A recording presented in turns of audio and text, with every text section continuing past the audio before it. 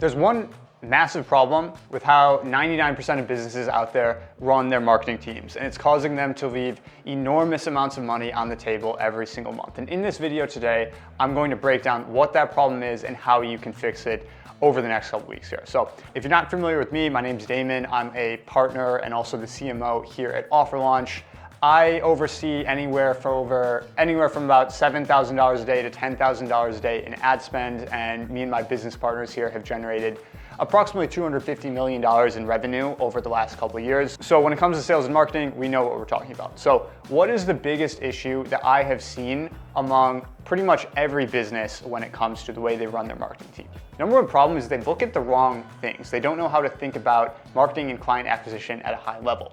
You see, most media buyers, most marketing teams out there are really just looking at things purely from a cost standpoint. Every time I take consulting calls with businesses, most people are looking for how can I get the cheapest possible cost per lead, cost per booked call? How can I get things as cheap as possible? But what that fails to take into account for is the qualitative metrics on this. You have to look at the quantitative side, you have to look at the costs, yes, but you also have to consider, is this someone who is actually closable? Are they going to generate revenue for my business? I would rather pay more in order to get the right people through the funnel so that they can become paying clients of my business. So there's really three main metrics that I use to optimize my own marketing teams and make sure that we are in the best possible position to succeed. Okay, so number one is going to be the number of marketing qualified leads coming through your funnel on a daily basis. Now that's a key distinction there. We're not talking about number of leads, just purely lead flow coming in through the funnel. We're talking about marketing qualified leads. That's people who meet certain criteria. For us in that case, that means they have to meet certain thresholds when it comes to timelines, when it comes to capital on hand. We want to make sure that if we're selling a service or product that's $30,000, that the people coming in don't have $500 in their bank account, because that just becomes a waste of time for not only our team, but for the prospect as well. So that's the first thing that I like to optimize around, is the number of marketing qualified leads coming through our funnel on a daily basis. Number two, the second thing that we optimize for is ROAS. That's return on ad spend, if you're not familiar with marketing terms.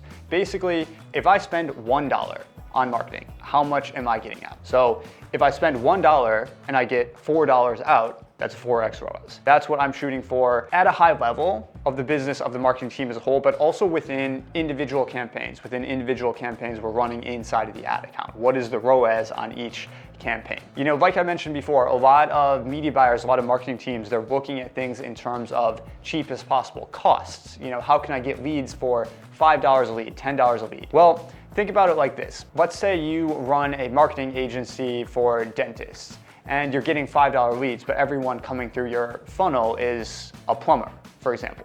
It doesn't matter if it's the greatest plumber in the entire world, that person is not going to be a paying client for your business. It doesn't matter how cheap they were, they are not the right demographic. So that's the second metric I like to look at, ROAS. Want to make sure that number is in a positive place. The third metric that I always like to keep tabs on is our cost per acquisition relative to our lifetime value of the client. Basically, how much does it cost for us to bring in a new client, and how much is that client going to make us over time? So to give you an example, let's say we pay $5,000 to acquire a client, and that client is going to make us $25,000 over the course of our lifetime. That is a solid number, versus if we're paying $5,000 to acquire a client, our cost per acquisition is $5,000, but let's say we are an e-commerce brand, we're a clothing brand, for example, and they're gonna pay us $300 over the course of their lifetime.